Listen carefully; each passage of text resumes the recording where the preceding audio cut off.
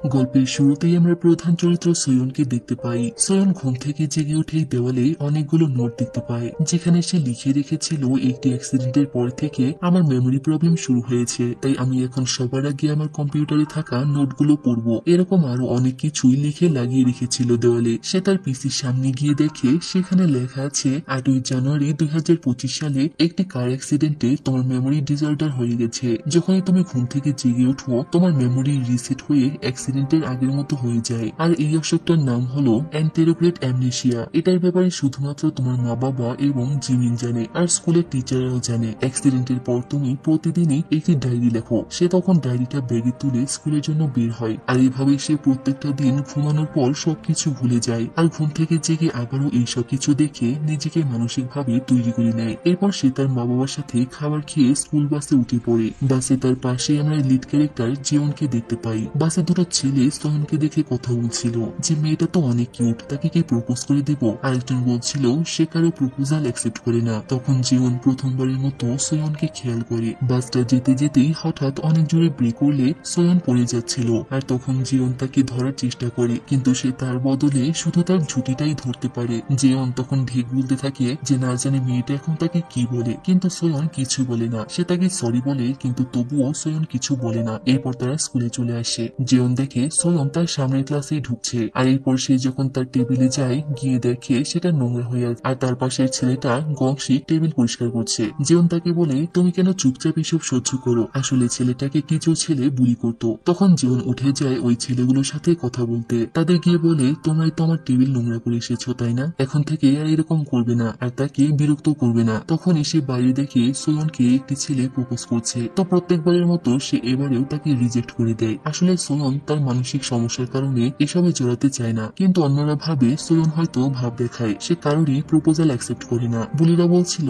আমরা কি ট্রাই করবো কিনা। তখন একজন বুলি যার নাম হলো তেহুন, সে জীবনকে বলে তুমি সয়নকে গিয়ে প্রপোজ করো, যদি এটা করো তাহলে আর আমরা গংশিককে বিরক্ত করব না। জীবন তখন কিছুই বলে না। পি ক্লাস টাইমে জীবন সয়নকে দেখছিল, তখন ওই ছেলেগুলো তাকে মেসেজ করে সয়নকে প্রপোজ করতে বলছিল। সে গংশিকের জন্য চিন্তিত ছিল যে হয়তো সে তাদের কথা না শুনলে তারা আবারও গংশিককে বুলি করবে। এরপর ক্লাস শেষে ওই ছেলেগুলো আবারও তাদের কাছে আসে আর বলে প্রপোজ করার ব্যাপারে তুমি কি ভাবলে। জীবন বলে তোমরা শুধু এতটুকুই চাও যে আমি ওই মেয়েটাকে প্রপোজ করব তাই না, ঠিক আছে আমি এটাই করব। এই বলে সে চলে যায় প্রপোজ করার জন্য। এরপর সয়নকে গিয়ে সে ডেটে যাওয়ার অফার করে। ছেলেরা তাদের দুজনের ভিডিও বানাতে থাকে, কিন্তু সবাইকে অবাক করে দিয়ে সয়ন বলে ঠিক আছে স্কুল শেষে দেখা করব। এইটা শুনে তো জীবন অবাক হয়ে যায়। তার তো ধারণাও ছিল না যে সয়ন তার প্রপোজাল অ্যাকসেপ্ট করবে। সে ভেবেছিল তাকে হয়তো রিজেক্ট করবে। সবাই এই ঘটনা দেখে অনেক অবাক হয়। তারা বলতে থাকে যে এইটা কি হলো। পুরো স্কুলের সবার কাছে তার প্রপোজ করার ওই ভিডিওটা চলে যায়। এরপর স্কুল শেষে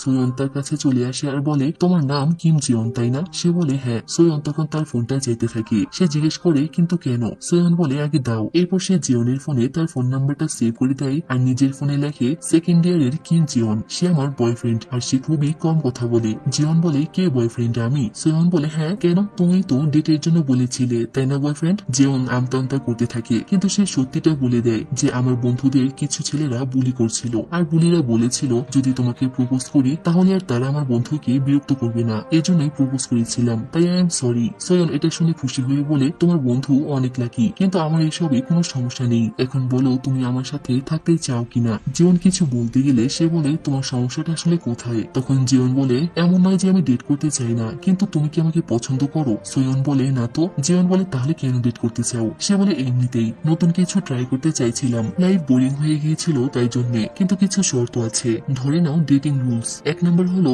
একদম কম কথা বলতে হবে। 2 নম্বর রুলস হলো শুধুমাত্র স্কুলের পরেই আমরা দেখা করব। আর 3 নম্বর হলো আমরা কখনোই সত্যি সত্যি ভালোবাসবো না। মানে সয়ন তার সাথে টাইম পাস করতে চাইছিল। জীবন এইসব অদ্ভুত নিয়মগুলো মেনে নেয় আর জিজ্ঞেস করে কিন্তু কোথায় দেখা করব। এই বলে তার পিছু পিছু চলে আসে। এরপর তারা দুজনকে জানতে থাকে। সয়ন তার কি ফেভারিট সবকিছু জেনে নেয়, আর এই সবকিছু সে তার ফোনের নোটবুকে লিখে রাখছিল। এরপর তার খাবারের ব্যাপারেও সব ডিটেলসে জেনে নিচ্ছিল। তার প্রিয় গান কোনটা সেটা জানতে চাইলে সে বলে তার কোনো পছন্দের গান নেই। সয়ন সবকিছু এ টু জেড লিখে রাখছিল। এইসব দেখে জীবন অনেকটা অবাক হয়ে যায়। এরপর বাস চলে আসলে তারা দুজনে একসাথে বাসে গিয়ে বসে। তখন জীবন তাকে দেখায় যে একটি গান তার অনেক পছন্দ। সয়ন বলে তোমার কোন স্পোর্টস পছন্দ। সে বলে তার কোনো স্পোর্টসই পছন্দ নয়। সয়ন কারণ জানতে চাইলে সে বলে আমার অনেক ঘাম হয় আর আমি স্বাস্থ্যের প্রতি অনেক যত্নবান। এই শুনে সোয়ন হাসে আর এটা লিখে রাখে। সে বলে তুমি অন্যান্য ছেলেদের থেকে অনেক আলাদা। জিওন বলে তুমিও আলাদা। সোয়ন বলে ঠিক বলেছো, আমি নর্মাল নই। রাতে জিওনের বাবা কাজ থেকে ফিরলে জিওন বলে সে রান্না করে রেখেছে, সে তার বাবার সাথেই থাকে। আসলে তার মা নেই। বিছানায় শুয়ে ভাবে যে সোয়নকে মেসেজ করবে কিনা, কিন্তু তার মনে পড়ে সোয়নের প্রথম শর্ত ছিল তারা বেশি কথা বলবে না, তাই সে মেসেজ দেয় না। পরদিন স্কুলে আসলে সবাই তাকে টিজ করছিল, আর আজকে সে ক্লাসে এসে দেখতে পায় যে তার টেবিলটা আজকে পরিষ্কারই আছে। গংশিকও হাসি খুশি ছিল, অর্থাৎ ছেলেগুলো আজকে গংশিককে বুলি করেনি। গংশিক তাকে একটা জুস দেয়, আর কোরিয়াতে কেউ যদি তোমাকে কোনো ড্রিঙ্কস দেয় এটার মানে হলো যে সে তোমার সাথে ফ্রেন্ডশিপ করতে চায়। যাই হোক, এরপর লাঞ্চ টাইমে সে সোয়নকে দেখতে পেয়ে তাকে ডাকতে চায়, কিন্তু তখনই তার আবারও মনে পড়ে সোয়নের দ্বিতীয় শর্ত ছিল তারা শুধু স্কুলের পরেই দেখা করবে, তাই সে তাকে ডাকে না। তখনই সোয়নের বেস্ট ফ্রেন্ড জিমিন জিওনের দিকে তাকিয়ে থাকে। এরপর জিমিন তার সাথে কথা বলতে আসে আর বলে সোয়নকে ডেট করো না। সে জানতে চায় কেন। জিমিন বলে তুমি তো তাকে পছন্দ করো না তাই না? জিওন বলে তোমার কেন এমনটা মনে হলো? সে বলে এর আগে তো কখনোই তুমি তার দিকে তাকিয়েও দেখোনি। কিন্তু জিওন বলে আমি এখন জানতে চাই যে সে কেমন। তখন জিমিন তার ফোন নিয়ে নিজের নাম্বার দেয়, আর এটা ওই বুলিরা দেখে ভাবে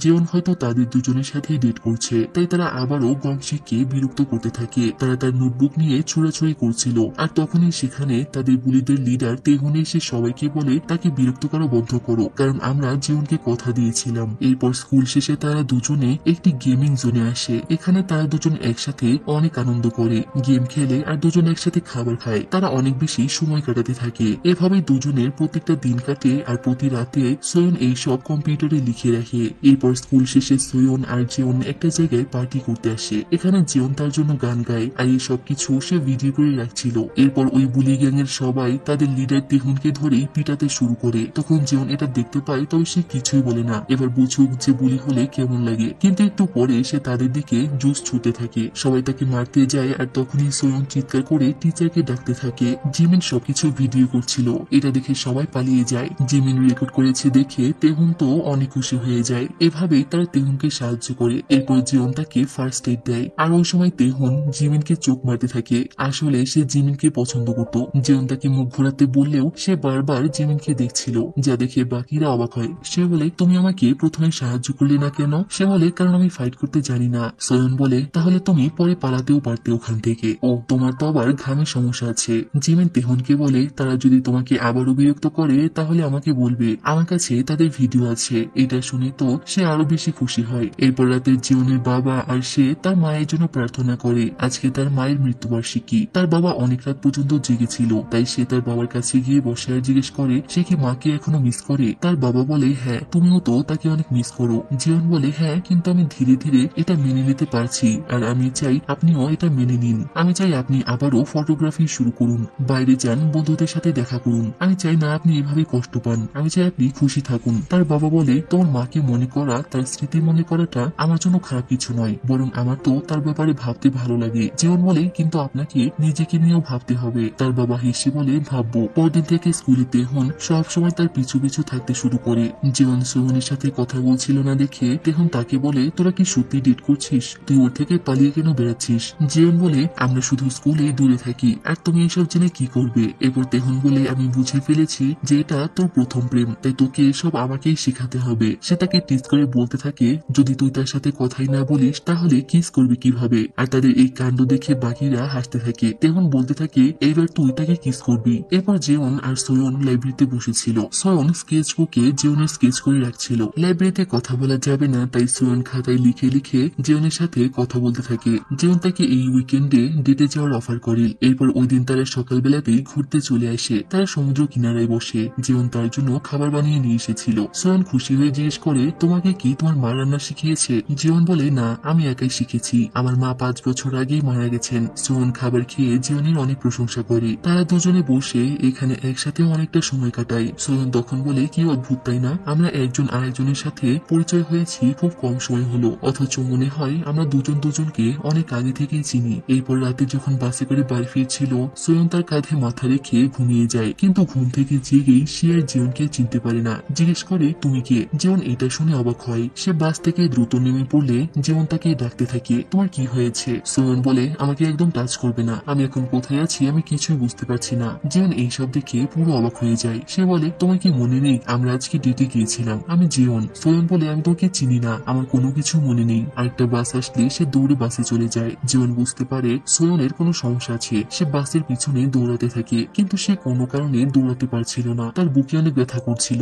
বাসটা চলে যায় আর সোয়ন বাসের মধ্যে জিমিনকে কল করে। জিমিন তাকে জিজ্ঞেস করে তার ডেট কেমন গেল। সে অনেক কান্না করতে থাকে। এরপর তার ফোনের মধ্যে জিওনের ব্যাপারে সবকিছু লেখা দেখতে পেয়ে কান্না করছিল। প্রথম দিনের ব্যাপারে সে লিখেছিল 2025 জানুয়ারির 2 তারিখে একটা সুন্দর মতো ছেলে আমার সামনে এসে হঠাৎ করে আমাকে ডেটের জন্য অফার করে, আর আমি হঠাৎই সিদ্ধান্ত নেই যে আমি তার সাথে ডেট করব। সে ওখানে সেই 3টা রুলের ব্যাপারে লিখে রেখেছিল। এত কিছু লেখা দেখে বুঝতে পারে যে ছেলেটিকে সে চিনতে পারেনি, সে তার জীবনের অনেক গুরুত্বপূর্ণ মানুষ, তাই সে প্রচন্ড কান্না করছিল। এরপর জিওন বাড়ির দিকে যাচ্ছিল আর তখনই সামনে সোয়নকে দেখতে পায়। সোয়ন তাকে জিজ্ঞেস করে তুমি কিম জিওন তাই না? জিওন আমতা আমতা করে হ্যাঁ বলে। সোয়ন তখন তাকে সবকিছু বলে দেয় যে আমার মেমোরিতে প্রবলেম আছে, ভুলে যাওয়ার অসুখ আছে আমার, আর এটাকে অ্যান্টিরোগ্রেট অ্যামনেসিয়া বলে। আমি যদি একবার ঘুমিয়ে পড়ি তাহলে সারাদিনের যা হয়েছে সেই সবকিছু ভুলে যাই। সোয়ন আর কোনো কিছুই বলতে পারছিল না, তার অনেক কষ্ট হচ্ছিল। জিওন তাকে থামতে বলে। সোয়ন তাকে সরি বলে যে সে নিজের খুশির জন্য তাকে ব্যবহার করেছে। জিওন হঠাৎ করেই বলে আমার কোনো সমস্যা নেই, আজকে যা হয়েছে এটা যদি তুমি না লেখো তাহলে কাল আর তোমার এইসব মনে থাকবে না, তাই তুমি আমাকে তোমার অসুখের ব্যাপারে বলেছো এই কথাটা লিখবে না। সোয়ন বলে এর মানে কি? সে বলে তোমার সাথে আমার সময় কাটাতে অনেক ভালো লাগে, আর আমি চাই না যে আমাদের মধ্যে কোনো কিছু বদলে যাক, তাই আজ থেকে আমরা দুজন মিলে এই অসুখটাকে বোকা বানাবো, কিন্তু তুমি যদি চাও তাহলেই। বাড়িতে এসে জিওন অসুখটার ব্যাপারে ইন্টারনেট থেকে সবকিছু জেনে নেয়। পরদিন স্কুলে সোয়ন হাসি মুখে আবারও তার কাছে আসে। জিওন তাকে দেখে অনেক খুশি হয়ে যায়, অর্থাৎ সোয়ন গত রাতের ঘটনাটা সত্যি লেখেনি। এরপর জিওন জিমিনকে ধন্যবাদ জানায় ওই দিন রাতে তাকে কল করে সবকিছু বলার জন্য। জিমিন তাকে বলে দেয় এই ব্যাপারে কাউকে না বলতে, আর তোমার প্রতি আমার বিশ্বাস আছে, কিন্তু যদি সোয়ন কোনোভাবে কষ্ট পায় তাহলে আমি তোমাকে মেরে মুখ ভেঙে দিব। রাতে জিওন তার বাবাকে বলে দেয় যে তার একটা গার্লফ্রেন্ড আছে। এই শুনে তার বাবা খুশি হয়ে যায় আর বলে আমারও একটা থাকলে ভালো হতো। এই বলে সে তাকে অনেকগুলো টাকা দেয় ভালো করে ডেট করার জন্য। পরদিন সোয়নের সাথে তেহুন আর জিমিনও ছিল। জিওন বলে তোমরা এখানে কি করছো? আর তখন তেহুন চিৎকার করে বলে আজকে আমাদের ফাইনাল এক্সাম শেষ হয়েছে, তাই আমরা সবাই আজকে পার্টি করব। এই বলে সে জিমিনের কাঁধে হাত রাখার বাহানায় সোয়নের কাঁধেও হাত রাখে, আর এইটা দেখে জিওন তাকে দূরে সরিয়ে দেয় আর বলে তাকে একদম ছবি না। সোয়ন আর জিমিন ঠিক করে ফেলে তারা কোথায় ঘুরতে যাবে। এরপর তারা সবাই সাইকেল নিয়ে ওখানে চলে আসে, আর তেহুন তো শুধু জিমিনকেই দেখতে থাকে। এই দেখে জিমিন বিরক্ত হয়ে তার সামনে চলে যায়। তারা একটি ওশিয়ান পার্কে আসে। এখানে সবাই একসাথে অনেক সময় কাটায়, অনেক মজা করে, আর তাদের সবার মধ্যে অনেক ভালো ফ্রেন্ডশিপ তৈরি হয়। কিন্তু পেঙ্গুইনের জায়গায় এসে দেখে যে সেখানে পেঙ্গুইন নেই, আর সোয়ন তো এখানে পেঙ্গুইন দেখতে এসেছিল। এটা দেখে তার মন অনেকটা খারাপ হয়ে যায়। ওখান থেকে তারা দুজনে সমুদ্র সৈকতে আসে আর পানিতে নেমে দুজনে অনেক খুনসুটি করে। এভাবেই তারা ধীরে ধীরে আরো ক্লোজ হতে থাকে। ফিরে যাওয়ার সময় জিওন তাকে জুতার ফিতা লাগিয়ে দেয়। সোয়ন বলে এখানে আমরা আবারও ফিরে আসবো। জিওন বলে হ্যাঁ। সোয়ন তখন আফসোস করে বলে এভাবেই আরো একটা দিন পার হয়ে গেল। জিওন তখন বলে আমি তোমার প্রতিটা আগামীকাল আজকের থেকে ভালো বানাবো। রাতে সোয়ন এই সব কিছু লিখে রাখে। পরদিন জিমিন সোয়নকে নিয়ে কোথাও যাচ্ছিল। সোয়ন জিজ্ঞেস করে আমরা কোথায় যাচ্ছি? সে বলে সেটা তো আমিও জানি না। আর তখনই এখানে তেহুন আর জিওন পেঙ্গুইনের মাস্ক পরে তাকে সারপ্রাইজ দেয়। সোয়ন এইসব দেখে অনেক খুশি হয়ে যায়। সে তার ছবি তুলতে থাকে, আর এরপর তারা সবাই মিলে একসাথে ছবি উঠায়। আজকে রাতেও সারাদিন যা যা হয়েছে সে সবকিছু সে লিখে রাখে। এরপর তারা সবাই জিওনদের বাড়িতে গ্রুপ স্টাডি করছিল। তেহুন শুধু জিমিনকে বিরক্ত করছিল। তখনই এখানে জিওনের বাবা চলে আসে আর সোয়নের সাথে পরিচয় হয়। আর জিমিন জিওনের বাবার দিকে তাকিয়ে থাকে। তখন ওখানে একটা ফটোগ্রাফি দেখে জিমিন জিজ্ঞেস করে তোমার বাবা কি famous photographer Kim Sung Yoon? Jeon হ্যাঁ বললে সে অনেক এক্সাইটেড হয়ে যায়, কারণ সে তার বাবার অনেক বড় ফ্যান। সে তাকে সোশ্যাল মিডিয়াতে ফলো করে। তখন তেহুন এসব দেখে জিওনের বাবাকে ডাকে আর বলে যে জিমিন তার অনেক বড় ফ্যান। জিমিন তখন তেহুনের কানে কানে বলে তাকে বলো আমি তার সবচেয়ে বড় ফ্যান। তেহুন তখন তাকে এটাই বলে। জিমিন আবারও তাকে কিছু বলতে বললে সে আবারও জিওনের বাবাকে বলে আপনি তার রোল মডেল।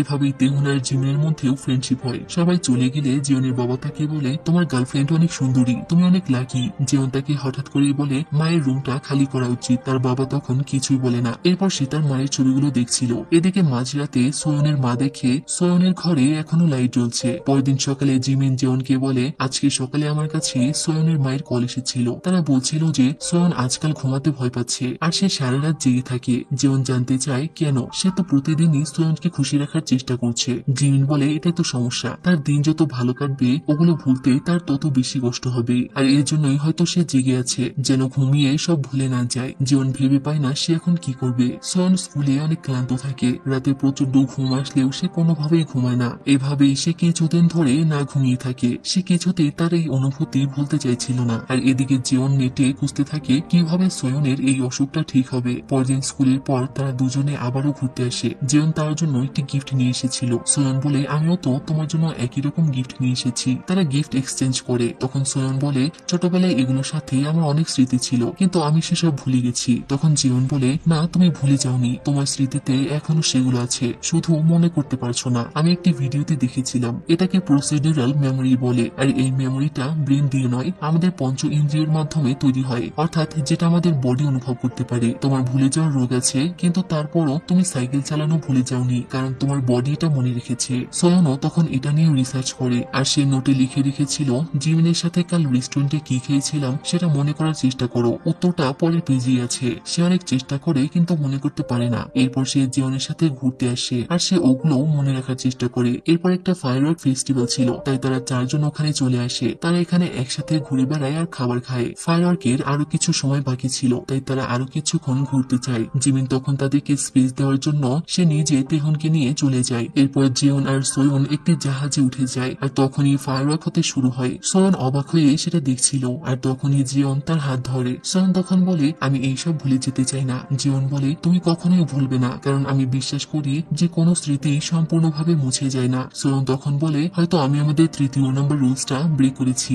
জিওন বলে, আমি তো সেটা অনেক আগেই ব্রেক করেছি। এই বলে সে তাকে কিস করে দেয়। এর কিছুদিন পর সকালে সোয়ন ঘুম থেকে জেগে উঠে। প্রতিদিনের মতোই আবারও সবকিছু দেখে সে অবাক হয়ে যায়, কিন্তু সে নিজেকে ঠিক করে নিয়ে স্কুলে চলে আসে। আর স্কুল শেষে তারা তিনজন বাড়ি ফিরছিল, কিন্তু অদ্ভুতভাবে আমরা এখানে জীবনকে দেখতে পাই না। আর সোয়নও জীবনের কথা কোনো কিছুই জিজ্ঞেস করছিল না। জিমিন তখন কিছু একটা ভাবছিল। তারা তিনজন একসাথে ঘুরতে যেতে চায়, কারণ তারা খুব শীঘ্রই হাই স্কুল গ্রাজুয়েশন করবে। এরপর দিন সে জিমিনের সাথে দেখা করে। তখন তারা খাবার খাওয়ার সময় জিমিন সোয়নকে বলে আর্ট কলেজে ভর্তি হতে, কারণ সোয়ন খুব ভালো আর্ট করতে পারত। সোয়ন তখন তাকে তার স্কেচ বুকটা দেখাতে চায়, আর তখনই ওখানে জিওনের স্কেচ দেখে সে জিমিনকে জিজ্ঞেস করে যে এই ছেলেটাকে, এনাকে কি তুমি চেনো? কিন্তু জিমিন তো একদম চুপ হয়ে যায়, সে কিছু বলছিল না। আর আমরা বুঝতে পারি না যে সোয়ন কিভাবে জিওনকে ভুলে গেল। তখন জিমিনের একটা কথা মনে পড়ে, জিওন তার কাছে এসে একটি সাহায্য চেয়েছিল। জিওন তাকে বলে, আমি একটি দুর্বল হৃদয় নিয়ে জন্মেছিলাম, আমার হৃদয় অনেক বেশি দুর্বল, কিন্তু জানতে পারি